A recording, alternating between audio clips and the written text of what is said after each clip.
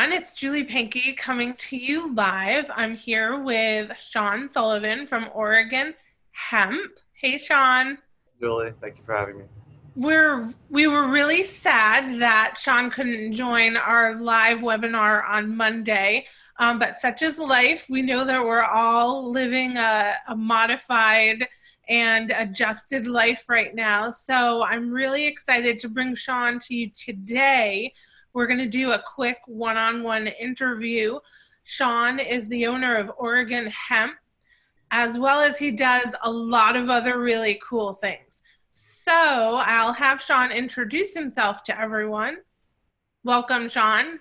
Hi, thank you, Julie. Thank you for having me. I really appreciate it. And again, sorry for not being able to be a part of that panel. Great stuff there. And just so you all know, I am in the television industry as a director of photography freelance. I do a lot of outdoor build shows, sometimes documentaries. And last year, a cannabis documentary fell in my lap, and I've actually had a personal passion for cannabis since getting out of the Army with PTSD in 2007. I've used it to self-medicate for quite a while, learned how to grow, and with that had to deal with doing it all off the books because, as you know, everything's federally illegal with the exception of now hemp. So that was kind of a closeted passion of mine, if you will, for the better part of the last 12 years. And this hemp documentary that we were working on in Southern Oregon last year actually threw me right into the mix and reminded me how much I care about this plant and how valuable I think it is for our community and our world. And it's just exciting to me to see that we're finally turning the page with the Farm Bill and the FDA and the Department of Agriculture, bless them. It's a roller coaster right now. It has been and it will be.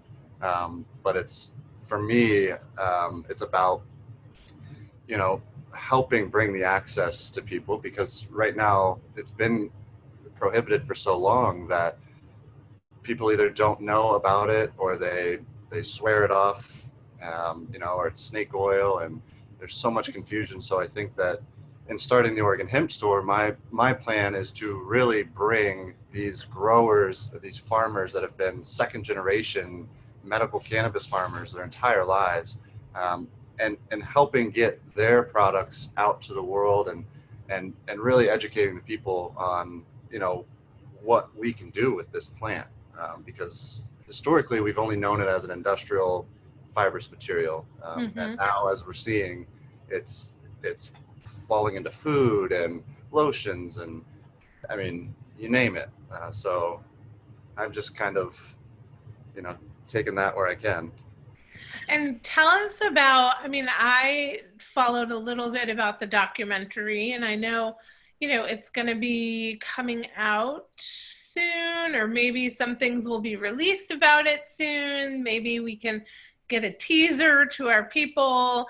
But tell me about what you learned, because I feel like when we talked originally, it was very interesting what you learned following the farmers in Oregon and the challenges that really have faced, the farmers have been faced with, whether it be through manufacturing, whether it be through getting insurance, whether it be getting bank loans, or your credit card processor, all of the little things that you learned, in a synopsis, working with these farmers, which, I've seen pictures obviously on your social media, and we're going to reshare your social media with everyone so they can continue to follow you and, the Oregon hemp industry for sure. But, what opened your eyes, and what are the challenges that, real farmers are facing? Great question. Thank you. So there's that's a huge ball there. So I mean, the reality of it was that a lot of these farmers didn't realize how well their crops were going to grow. So we had Oregon, on average, an acre this year of outdoor cannabis grew more than 5,000 pounds in 1 acre of complete mass. To put that in perspective, a Kentucky or a North Carolina farm is more in the 1,600 to 1,800 pounds per acre Wow. mass. So just our flower mass has double, tripled the output because we were in that pocket. You know, Southern Oregon's just above the Golden Emerald Triangle of Northern California.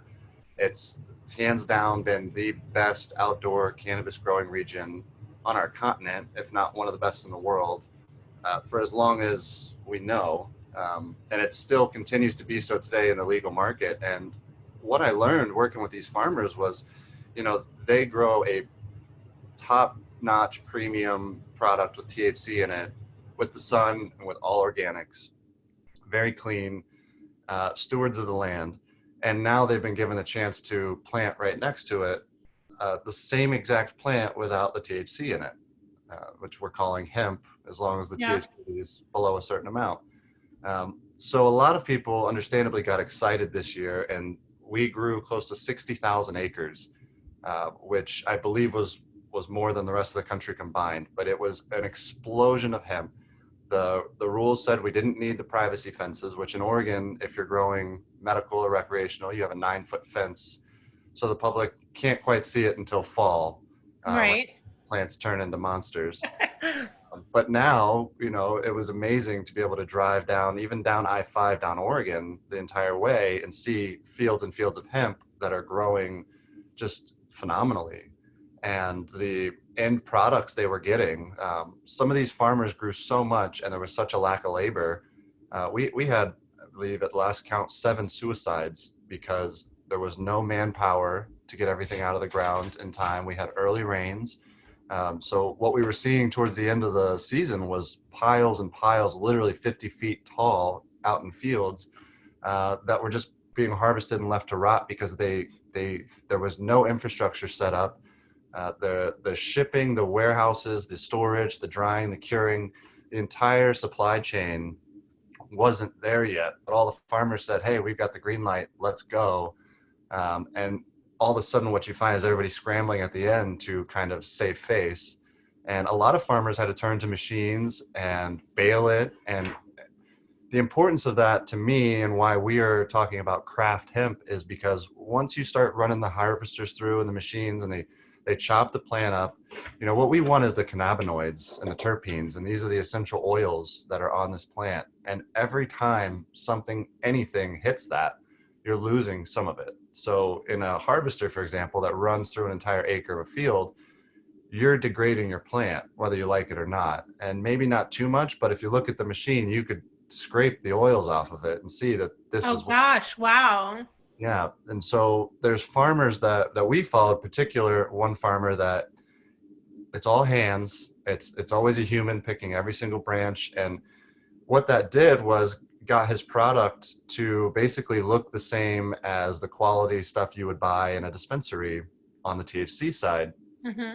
versus what most people are seeing in hemp right now as just a biomass, basically, which it's not a problem. It's just that we want to kind of, you know, when I was seeing this, what I want is for people to understand that when you buy anything that says hemp derived right now, most likely it's coming from one of the major players in Kentucky or North Carolina. And not that they can't grow quality hemp, but they can only do so well with the parameters they have. They're never going to have that dry, warm fall that creates the perfect flower, so to speak, Hmm. California, Oregon, that pocket has. And if they do, the chances are they're growing with a different strain. They're using sativas that get really big. So you might see taller, skinnier plants out there because they're just growing as many plants as they can to turn into a fiber, a yarn, Hmm. textile, or even just hemp seed oil. Because right now, hemp seed oil is the big buyer. That's the big processing that's happening with a lot of our crops. And for me, the best way to explain it is that, you know, I totally agree with the FDA pumping the brakes, and the Department of Agriculture. You know, they still have some things to figure out as far as the total THC and those numbers. But I think really what we need to do is take a step back And just like our food, like our livestock, we need to know where this stuff is coming from and what's going into it. Because quite frankly, when it comes down to growing anything, whether it's a pig or a plant, there's always something you can do to it to make it bigger and fatter and get you more money back. Now, does that equate to a healthier end product? Never. It never does. Right. You know, Right, so right. And we talked about labeling, and there not a real regulation on labeling right now for these products? I mean, where are we at with that? I mean, I know somewhat in the US, if we say USDA certified organic, a lot of times that's, people that can pay to play, not necessarily a better product. mhm. So how do we ensure that so as spas or hospitality professionals that are recommending products to consumers, how are we sure that we're recommending a good quality product? And I like what you said about, a craft, and we talked about that on Monday.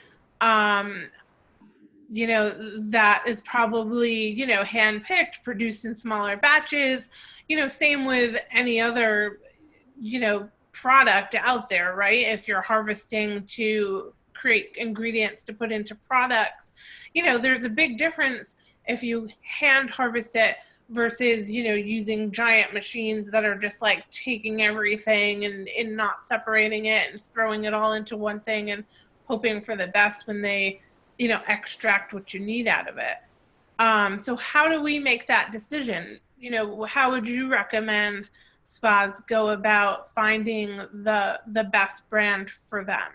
Sure. I think that's a great question because, and it's a great time for us to really start this framework because right now there's no way to know, right? You just see hemp derived, made in the USA. Okay, that's about all I can check on. I think what we need to do is start to be able to hold these companies accountable for transparency. And Right. we want to know, where did it come from? I mean, now I don't know about the rest of the country, but any grocery store in Oregon, if you're in the produce area, just above it, it will show you a picture of the farm, a picture of the farmers. This is where these russet potatoes came from. This is where this asparagus came Right. from. And I think for building these long-term relationships, some of these companies, it's going to take being transparent and saying, we use this farm, we source from here. Um, because at the end of the day, we are in a time with hemp that you are able to get away with some things, and people are, and that's why the FDA is saying time out. Um, but I think sooner than later, if we as a community and industries come together and say, well, if I know to look for the COA or to ask as a buyer for my company, then I know that what I'm going to put into my lotions to sell to your spa company is going to be good. And I don't have a problem letting you know this is where I source my materials. Uh, Mm-hmm. so I really just think there needs to be a push for transparency and openness because quite frankly, I understand where buying the large baled biomass makes sense for some processors, depending on the product. But if you're gonna, and again, I completely agree with the panel that any health claims right now is a number one red flag. If you see a company that's making a health claim, you should stay away regardless because that's already a no-no. And any of us in here know better that you can't do it yet because there hasn't been the research because we're just now getting to play ball, so to speak. So, um, sorry, I lost it. So oh, gosh, That's okay. Well, I want to recap. yeah, sorry. So we want to look for, so craft, right? Craft, hemp, CBD, Oh, whatever. yeah, And then we want to look for COA. So everyone that we're working with, we want to ask them, can I see your COA? absolutely. Yeah, I mean, We want to know where it's being grown.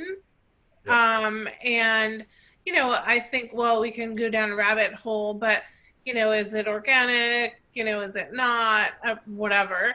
But then the other question is like, your Oregon hemp stores. So we're talking a lot about hemp, but what's the difference between hemp and CBD? Is there a real difference?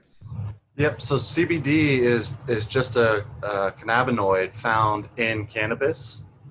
Now hemp is what we have decided to call cannabis that has less than 0.3% THC. So CBD, CBG, CBN, all Yeah. these cannabinoids that we found, there's over 110 of them. And as Dr. Stevens said, THC and CBD are the most prevalent, THC being the only psychoactive one. So once you've removed THC from the components, most of our hemp right now is very high CBD. But with that being said, Oregon's going to grow a lot of CBG this year because now CBG is being researched. CBN is now being found to be a sleep aid. So there's so many different cannabinoids and things that are happening with this one plant that, CBD is just the tip of the iceberg. Um, And so, when you buy hemp, that's where you find the point three less than 0.3% THC. When I'm correct. buying like straight up CBD, or I don't know, would it be more like medicinal, that it's where you go above the point three? Like, explain that a little bit. And what about the products that say no THC at all in them? What does that mean? Okay. So no THC means there could literally have been, there's genetics now that they've wiped out the THC. Um, Most will tell you right now, and it's all anecdotally until we really have science behind it, but the consensus is that without THC, your CBD is not as effective. A little bit of THC opens the efficacy window greatly for your receptors for CBD. So, for example, someone who might need, say, 50 or 100 milligrams of CBD to get whatever it is they're looking for could get the same with 20% of that if there's a little THC to open up your receptors. And that's the entourage effect. That's the full spectrum, because what we are anecdotally noticing is that when you make an isolate, say CBD isolate, which is what a lot of people are using, Mm-hmm. just CBD. And it's really, really questionable the effectiveness of it without all the other players, even if it is 0.004% of something else. The entourage effect of all of these coming together is what uh, you know is kind of being the consensus of full spectrum and needed for that feeling, or you have to go through the roof on your CBD. Um, and Right. and the other thing with that is when I mentioned these machines harvesting these plants, you got to look at the CBD percentage that comes out, because we're, the 0.3% THC, that's the legal threshold. But some of these farmers have broken 20% and up on CBD on their flower. So you really got to think about it as a processor. If you say, I'm going to make a hand lotion that I want as much CBD as possible in it. So if you take a flower that's got 20% CBD and you harvest it with a machine and you chop it all up, the bud had 20% in it, but the stalk is about maybe 1%. So now you're taking a cumulative average of your biomass and you're significantly lowering the amount of CBD in the entire product, which is where we come in with the premium flower and say, this is only premium flower. It's 20%, yada, yada, whatever these numbers are, but it's 3x higher than the mass that you're typically buying, you know. Right. So a lot of these, it's dependent on the care all the way to the end stage, because you could lose all that CBD, and CBG and CBN, and All the it's you others. could get way in the weeds, yeah. And the testing is happening throughout the growing phases, and what I was learning watching these is, it's still such a wild west. CBGA, and CBGA converts to THC or CBD, and you don't know until it finalizes. So some of these guys had huge CBG numbers throughout the growing season and thought, hey, I've got CBG flower. And then when the final results came out, the number had been cut in half and turned to CBD, and there was no CBG. And so it was a total guessing game for some of these farmers. And you've got some of the bigger, like Oregon Seed Company, and these guys doing a lot of research and a Mm-hmm. lot of breeding to really make sure that in the future these guys know what they're getting, and there's no question. Because the THC, I think right now, one of the biggest problems that we have as a community of farmers out here is the Department of Agriculture has shifted the guidelines in the middle of 2019. They said THC 0.3% or lower was legal. Right after harvest, they changed to total THC. Now, what that means is THCA is the acidic form before it's activated. You have to decarb this cannabinoid, meaning heat it up. So if you smoke it, for example, anytime someone smokes a flower, they're immediately decarbing it. That turns THCA to THC. But while it's in its A form, I'll try to keep it basic, but in its A form, it's not active, it's not psychoactive, right? But what they realized was, oh, the farmers they're getting these crazy high CBD numbers, which means your THC is going to go up a little bit if there is THC with it. Everything's Right. going to go up. But the farmer said, hey, well, it's in THCA. Our THC is still under the 0.3. But if you add the acid form, all of a sudden now it's over the 0.3. And when the Department of Agriculture changed this year, we were left with a lot of what we call hot hemp, which now we can't sell it legally. And it's really, it's a tenth of a percentage high. So it's not something that anybody, it's not a recreational drug, it's just this Right. product, really good product that because of a tenth of a percent, I mean, like kombucha at 0.6% alcohol, Right. that these guys are all sitting on it now, and they don't know, some of these guys don't know if they're going to be able to grow next year because they still have this amazing crop from last year. And all the states are playing by different rules. So if you sell it within the state of Oregon, it can have up to 1% right now. But the second you go out of the state, you got to play by the 0.3% total. So it's Right. this spider web of differences right Well, oh, it's so confusing. now. So I guess maybe my last question would be, well, if there's anything else that we talked about on Monday that you might want to add anything to based on some of the questions that people asked. And the big question was, so there were two big questions, how do I know? So who should I buy it from? Where the best state is that's producing it that I should look at. But I guess your advice to, spas that, want to introduce CBD, they want to do CBD services, slash, hemp, and there's a million brands out there, right? Every brand, many spa brands, now have added a, CBD product to their brand offering. And then there's many brands that you can, buy at the pharmacy, at the health food store, at the gas station. So these spas are getting, their doors beaten down with people that want to sell them CBD products and that tell them their product is better than everyone else's product, and this is why. So if we're going to break it down really simple, like the top 5 things that a spa should consider when they're looking at a brand, what would you, as being entrenched in the Oregon hemp industry where, it's being grown, better, faster, bigger, more, in most instances, sometimes more ethically, by real farmers, that are committed to this industry, what would your advice be if I was a spa person? And well, and I'm a spa consultant, so people ask me all the time, what do I do? And I say, I don't know.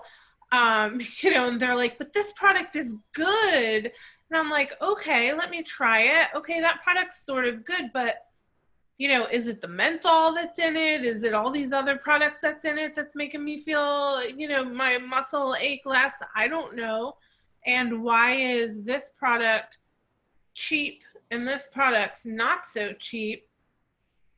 Is it good for me even though, I think that it feels good for me? Is it a placebo effect? So, when I'm being asked these questions, what would you say my top kind of 5 things should be that these people should look for? Sure.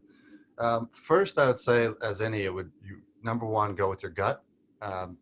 What on the face, what does this company seem to represent? Like I mentioned before, any superfluous health claims, immediate red flags, because we just can't say it yet. Or we Mm-hmm. don't know. So first of all, I would just forget about any you don't need to know anything about cannabis to know, does this seem legit? Is this a new company that popped up overnight? Is it in the gas station? Um, and most likely, the gas station CBD right now is most likely, in most cases, CBD isolate, which, as we've learned, you need the full spectrum. You want the other stuff. So number one, I mean, you want full spectrum. And the fact that we're allowed to have a tiny, tiny amount of THC these days means green light, that's what you want. Because just a year and a half, 2 years ago, this was rattling my mind of we're selling all these CBD products now across the country kind of under the table. Right. And it's isolate or it's distillate or it's CBD from a pine tree right now, which, they're sourcing it everywhere. So I think number one is do you trust that person, that brand? Are they making any claims? And then ask them for like what is their transparency. And COAs are the easiest way you can get directly to what you need to know. Things have gotten so stringent with COAs that now for us to do banking, I have to show the bankers the COAs for every single product I offer.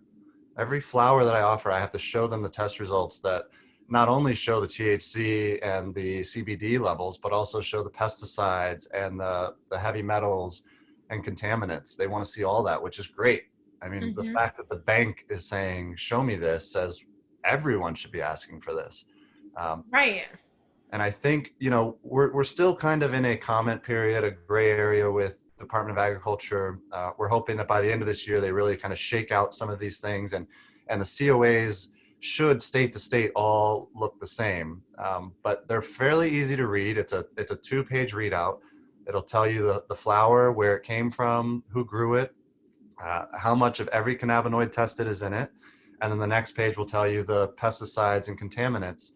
And quite frankly, if those fail, that product shouldn't be on the shelf anyways. So really, these companies should, at this point in age, be able to provide you with the COA, even if they don't show you where, whose farm it is. It should still be the true test of that material that's in their product.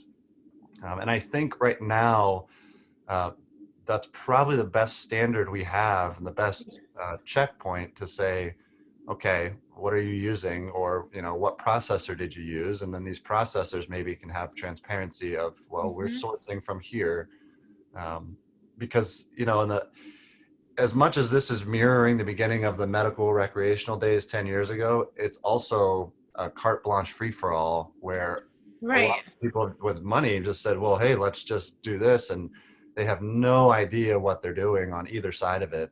And even farmers, I've met farmers who they just started farming. They said, well, we wanted to get into hemp because we heard the prices were going to be high, and we have this high CBGA flower, which turned out to be CBD, and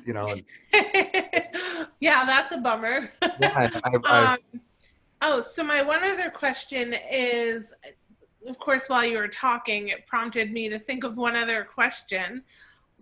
Is do you like what you've heard? Do you ever see, and I know that you've been entrenched in this since the medical marijuana start, um, but do you see that this can be regulated nationally? So, because I found the farm bill to be confusing, and, then states do what they want, but can we get to a place, like, what's the future? of this industry? Can we get to a place where it's regulated more regularly on a national level, and all companies are held to the same kind of standard? Yes, I know absolutely. that's a loaded question, but No, yeah, I absolutely think we're heading that way, and faster than I expected, to be honest, because they've already, had the second round of changes with USDA, and they're planning to come out with another one this fall. And I think we're Mhm. going to get to a national standard sooner than later. Maybe not where we want it right now, but we have to. For everyone to be able to play ball, we all have to be on the same page. And of course, every state will have their little intricacies, depending. But I think we will sooner than later see kind of a blanket um, catch-all, if you will, from the Department of Ag that says this is what's required no matter what. And to be honest, I think we're still a little ways away, but in my mind, I feel like this is the very beginning of what we're going to eventually see as the legalization of cannabis. Mhm. And maybe it's going to be something at like a 1, 2, 3% THC, where they go, hey, this we'll now make this legal. There's farms. East Fork Cultivars is a farm in Southern Oregon that has found their niche. They're a recreational medical farm, but they grow very low THC flower with very high CBD and others. And they're Mhm. finding that more and more people want that. They're not everyone's looking for the high.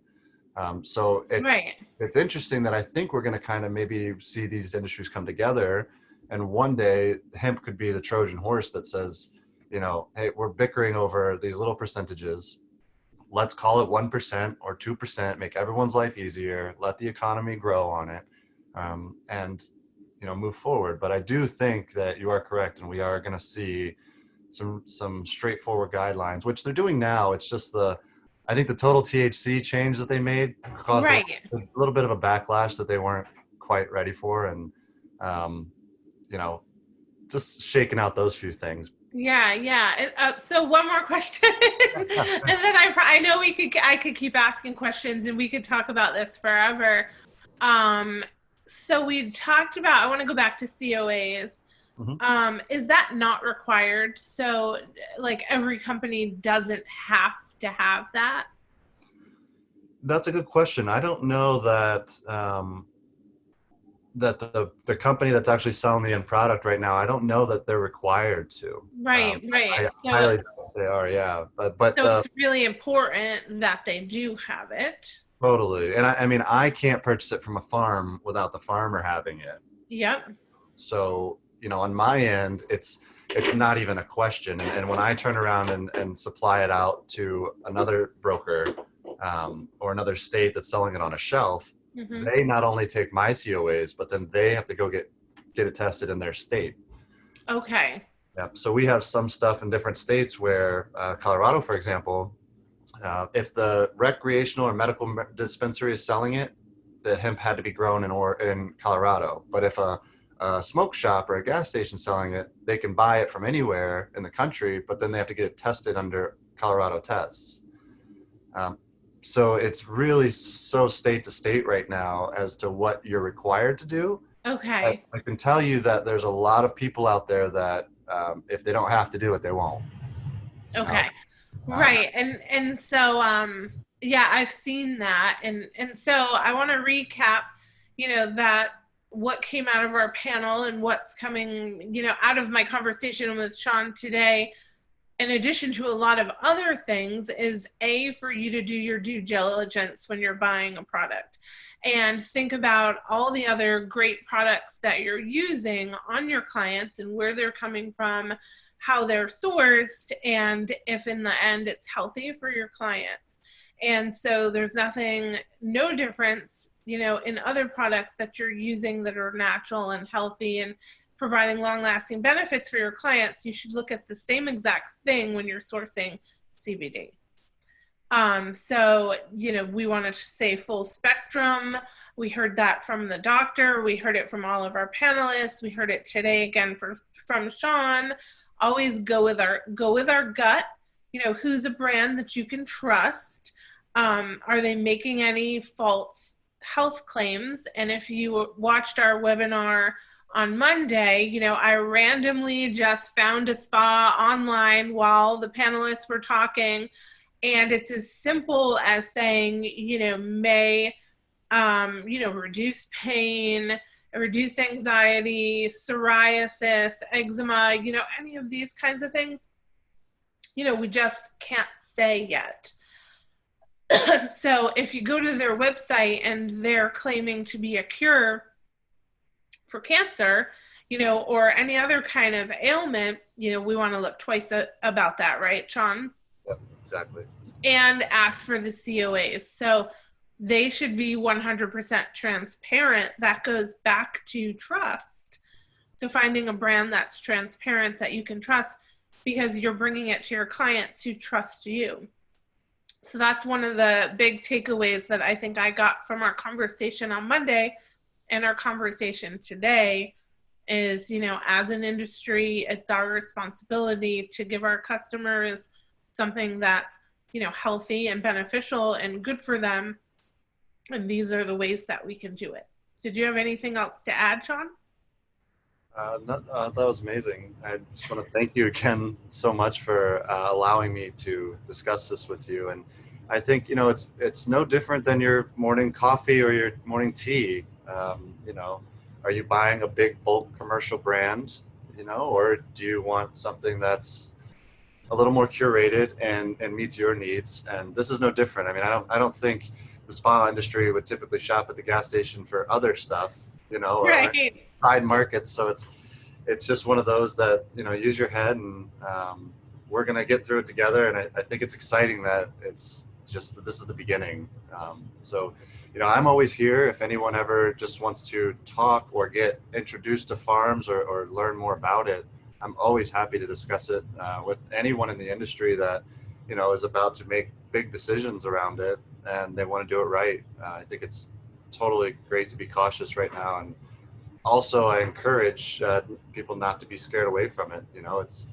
There's some red tape right now, but nothing like its cousin's side with the THC or any of that, so it's, I think this is a great opportunity for us to start to get this into the market. And it does reduce anxiety for some, and for others it doesn't do a thing. So it's all about you, and once you've tried it and that it's a quality product, then you can say for yourself, okay, I would give this to someone else, or That's great advice too. Yeah, I know.